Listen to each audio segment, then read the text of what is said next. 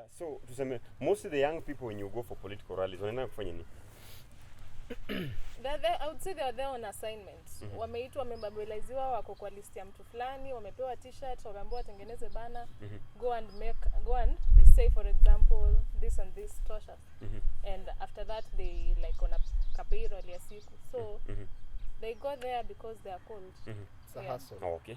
So okay. Unapata maybe sasa wameenda pale because ni kama hustle like any others, ndio? Yeah. So when we talk about pesa, it's an opportunity for them to get money. So when we talk about youth participation in politics, tunaguzia mambo za election, tunaguzia mambo za people ku turn out, ku vote, ku show up for government functions. Do young people ever attend government functions? No. Objectively, no. Objectively, no. What sababu inakunga gani?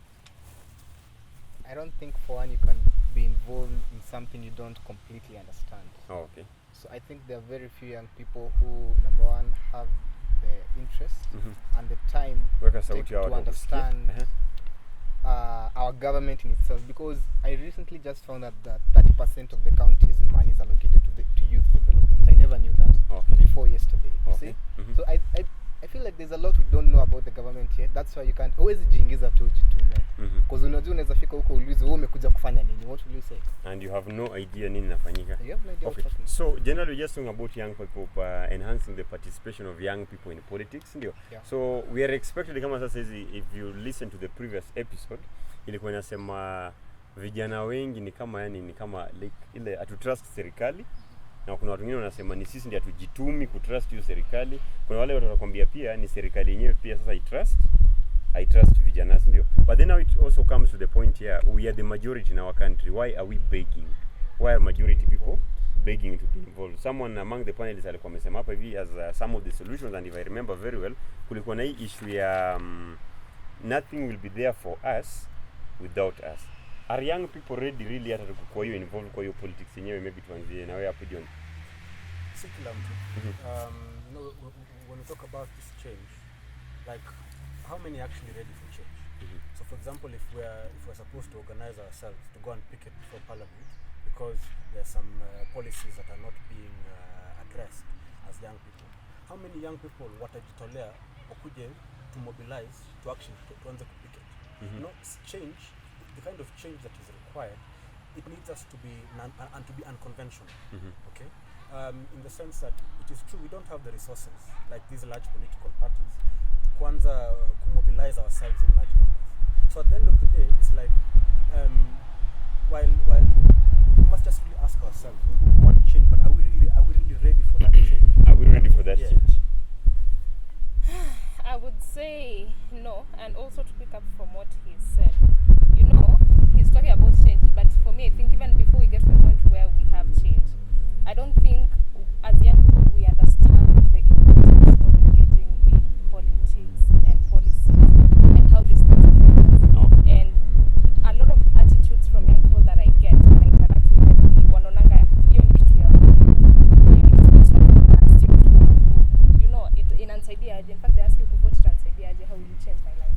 So we have not understood the seriousness of this thing and how it impacts our life. And for that, I would say we're not ready for change. Okay. Yeah. Are we ready for change? No. I think that for now, until we gather ourselves as young people, tukuje pamoja, we live all, you see, unlike our parents, we have the luxury to say that I know Odwor, I have nothing against him. He seems like someone normal to me, you know. I know Vugusta, I have nothing against her. We have that luxury. So I believe that if we just come together and leave behind all our separations, yeah, be it class, be it tribe, be it whatever it is you think separates you from the other person, if you can just leave that, mkuje pamoja, togetherness is the most important thing. Even if 20% of us are ready for change, they will have to force the 80% to agree. And that is the situation that we are seeing now. Young people are trying to be forced into a government that they clearly don't want anything to do with. Okay. We have witnessed in the past the government has been involved in issues of corruption, embezzlement, maybe even acts of, you know, violence. Why would you want to involve yourself in that?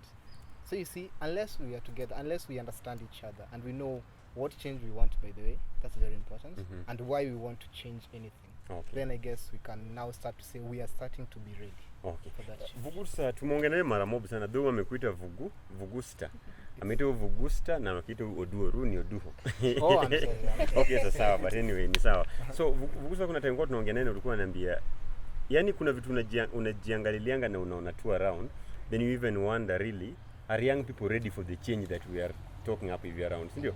So utasikia wasi wanasema tumechoka na corruption, tumechoka na nini, mkiitwa basi tuendeni tufanye hivi. Do people even show up? No, they won't. Leo ambie wase to show up, okay, kuna maybe MCA ama hata maybe police officer fulani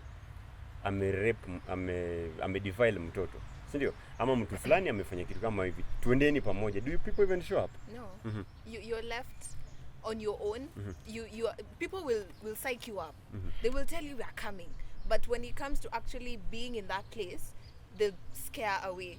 But I wouldn't say they're scared of coming because they don't want to come. Many people are scared of attending such seminars, such forums, because of the violence that comes with it. For example, if we are protesting something that we know very well as a nation it is wrong, young people we've rallied together and we want to go head on into it. What happens? I don't know, these people come and start beating us up, tear gas. What kind of young person would want to be encountered with such a platform? So you see, I was talking to some of my friends about about change, about what we want society to be, and one of them said, right now as I am, I cannot have a platform to do the change that I want to do.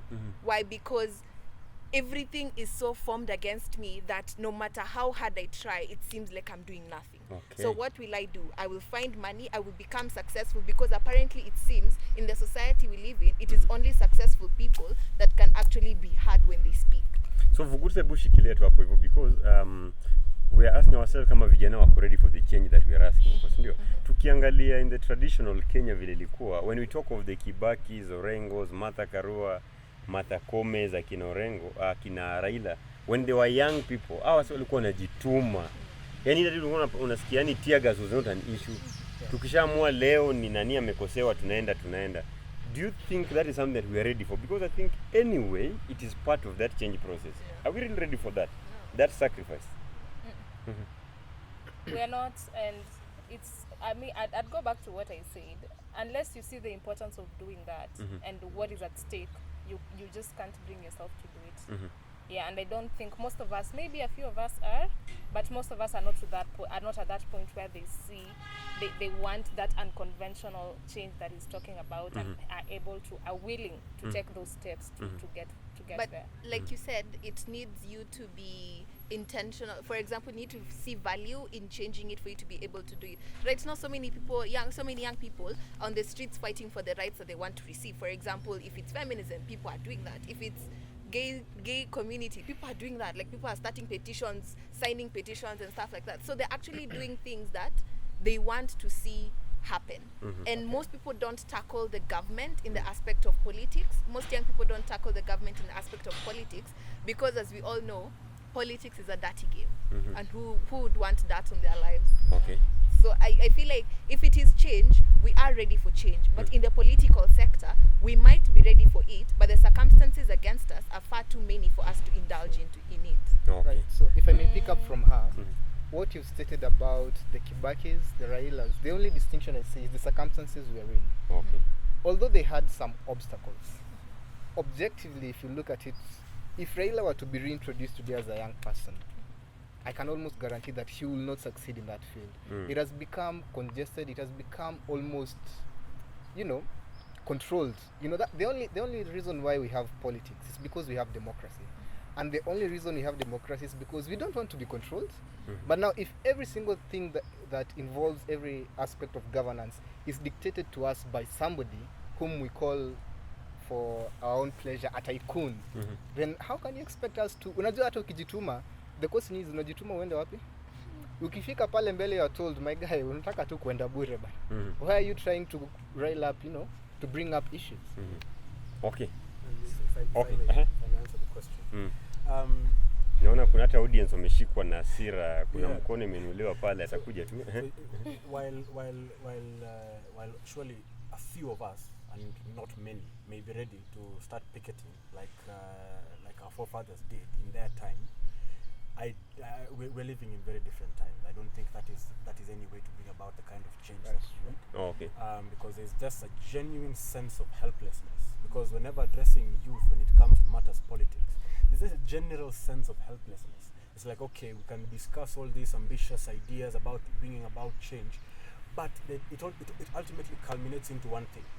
Can we actually bring about that change?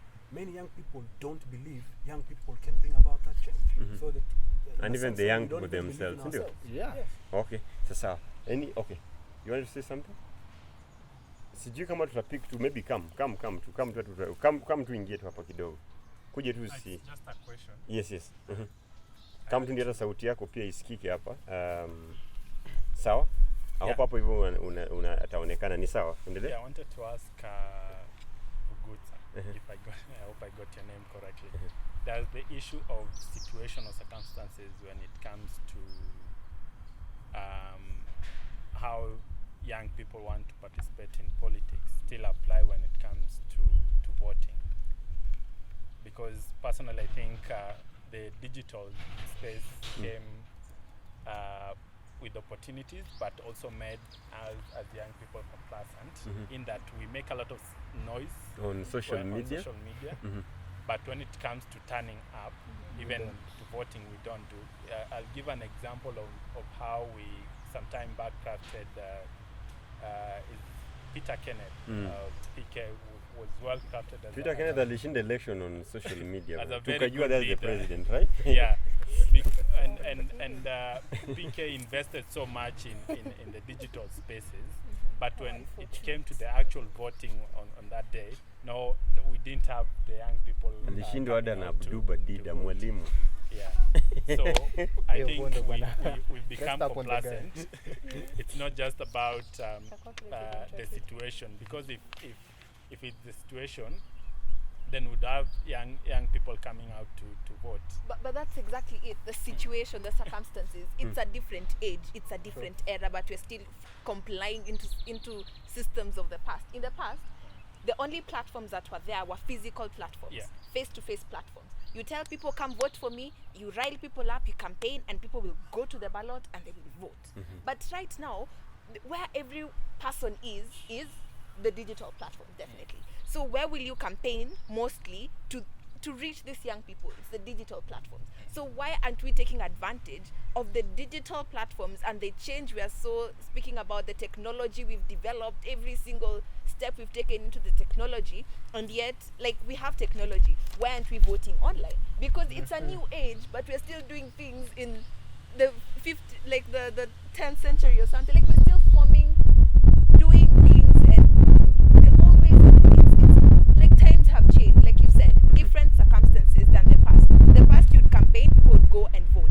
But right now, people would campaign face to face. But right now, people are campaigning on digital platforms, and we can say very well that they are actually good candidates. And young people are in this digital platform. So why aren't we taking advantage of that? If we were to do that, I feel like young people would be so involved in politics. Right now we are thinking of line ya kupiga voting. Ati namka saa ngapi nene nipige line gani? Sijui hii voting kuchukua. Hebu imagine kitambo voting kulikuwa na card. kilikuwa inaitwa mlolongo system. I think hiyo kitu singekuanga sahihi. Yaani sikufia kupiga kura mimi kama MC nasimama pale, watu wangu wote wanasimama nyuma yangu straight. Don't you dare remind us of I've it. ever seen a photo of President Kibaki, I think kitambo in 1980s ama 90s. Akikagua line yake na line yake ilikuwa refu na baada alishindwa kwa election fulani, so literally the aspirant alikuwa unakaa mbele, then watu wako wote wanapangana nyuma yako, then unaenda hadi unaambia tu duo sikiza, angalia line yangu imefika pale, yako ulishinda aje hii election, si ndio? But anyway, tumpigie Dola makofi. Asante sana Dola. So let me ask just a quick one tukimaliza hii session, because I think Can I add something? yes, Can yes, I, add. can I comment something? You know, technology, we talk about technology and it's a good thing, but even as we talk about technology, we need to understand that the challenges that come with it. We can vote online, but tangu 2002, let's say 2013, 2017, they've been tumesema kura imeibiwa. And the problem, when you listen to people, they will say it's not the casting and the counting, it's the transmission. And that's on technology. Yeah. So even as we talk about technology, let's understand the kind of challenge it brings. Hata teknolojia inamanikiwa na mtu. Vifaranga vya Wonder may I just computer add and something things like there? that. Something that can be easily manipulated and therefore sometimes might not bring the result that you Hebu want. imagine vikujazbi bina position ya kupiga tu kura tu, yani penye huko. Yani uko tu ndani ya It would duve be amazing. unafinya tu aboka anafinya tu Raila Odinga. Story me. Tuba dida. Wajakoya. And if I may build on that as well. Na ukitaja tu Wajakoya, umesikia president wa Wajakoya? Yes, that was my lecturer. Who was your lecturer? Yes. Amesema bangi Legalize akishinda, it. yani sasa bangi tu ni left, Legalize right it. and But then center. jokingly kunezaenda jokingly kunezaenda Young people. So, Young but- people. Opondo, Young people, okay, I sawa. wanted to say this. Sawa. Yeah. Just before going to build on what you mentioned, you see, you're like kura imekuwa ikiibiwa, you know, so there's genuine lack of trust in the electoral process itself. So while we may champion democracy and place all manner of glamour on the democratic process and the electoral process in light of exercising the general will of the people, the process is inherently rigged. So in fact, it is not even the people who complain, it is the contestants themselves who complain. Go ahead and even provide evidences. So until today, IBC bado hawataki kufungua What's up? servers. And you see, at the end of the day, what this is, it is subversion of the will of the people. Yes. And it is a crime. Yani unasema mjai move on. It is such a grand crime. Wafungue server. You know, subverting the will of the people is the equivalent of treason. And so I dare say the people are so disenfranchised with government that they acknowledge that while indeed they may want to bring their own champion onto the scene, deep down they know there's no change that's going to come because that change has not come. Okay. So if I may build on that and what you said earlier, yeah, there is an aspect that we lack, and that is togetherness as young people generally. But also, the government system that we're using today, democracy has proven time and time and again that it will fail. Ultimately, if you have somebody who has enough capacity to direct the will of the people, in truth, what you're seeing is not a reflection of what the people want, but what they've been told they want. Okay. The idea of democracy, Opondo, is that you and you and you and I and her can come together and say, we want this. But when you dictate our terms, what are we doing? We're doing what you want. Okay. So we may be saying that we are voting, we've been having free elections since Moi opened up the country, but in truth, man, how many people have actually brought about the change that as young people we feel can motivate us to take us to wake government? up and do the things that you want. Okay, Right. fine. So to enhance this participation, tukimalizia, what should be done? Just few seconds. Nini ifanyike? Young people ama vijana ama nani wafanye The nini system ama should be changed. Vugusa? The main issue here is Young that we people do, the main issue why young people do not participate in most elections and a lot of political issues is that the system is already rigged Okay. in such a way that you cannot achieve change no matter how young you are if you don't have, like the previous session we just had, you cannot achieve change if you don't have the finances, if you Okay. don't have the resources for you to be able to actualize the change you want. Okay. So I would say if the system was not rigged against people who either have resources or not, then I feel like it would be a very good platform for people to actually actualize the democracy we speak of. Okay. For young people, when they participate in politics,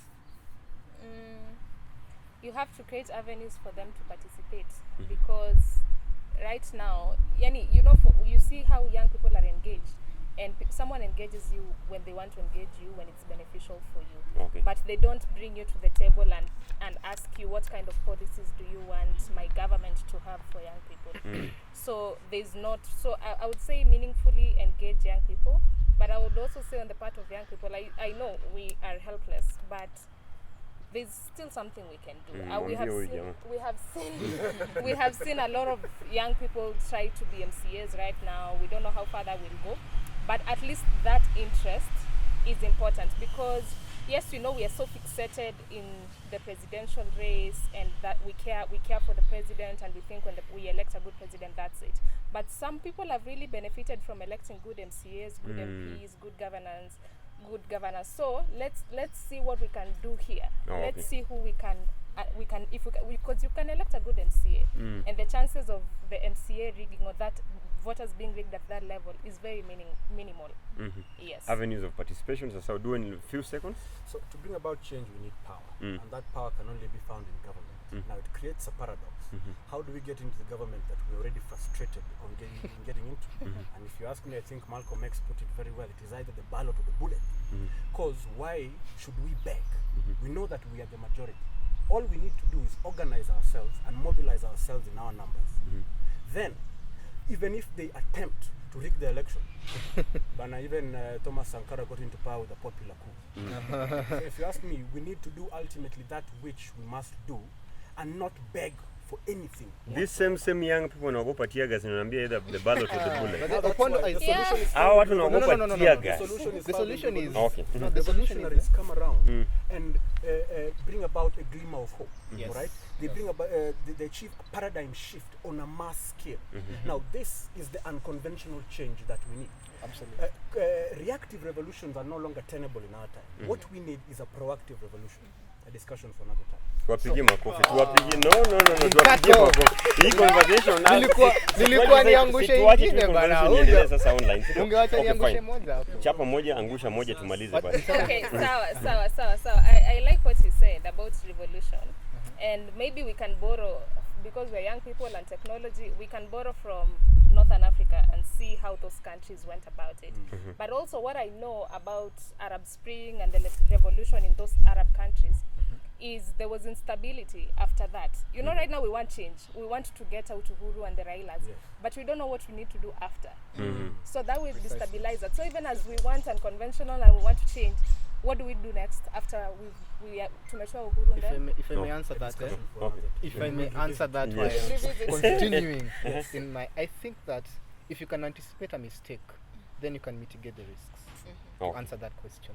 But what I was going to say is that as young people, what we need to work on, as she stated, is deployment. When we agree to do something, let's commit. Hata kama ni kitu kidogo, even if there's only 500, 1,000 of us, or even up to a scale of 1 million, when we agree, let's deploy ourselves well. Tujitume. Okay. To ourselves and to our. So that means that essentially we need to develop our thought processes. We need to develop thinking systems that are akin to what we want to achieve. You see, we have people like Malcolm X. We have the people who wrote the great economic journals that we now use to develop ourselves. They developed that for their own time. Let's come up with something that is relevant to us. Yeah, Okay. that allocates resources to our challenges. Okay, sasa tujipigie makofi basi. I think hii conversation hizi isha, si ndio? So let's just give people also opportunity wale wenye na watch pia just to have a clear say. But now the question kwa tunajiuliza hapa ni how do we enhance participation of young people in politics? Asanteni sana. Si mnaweza tu endelea sasa kupigana. Please subscribe to our channel.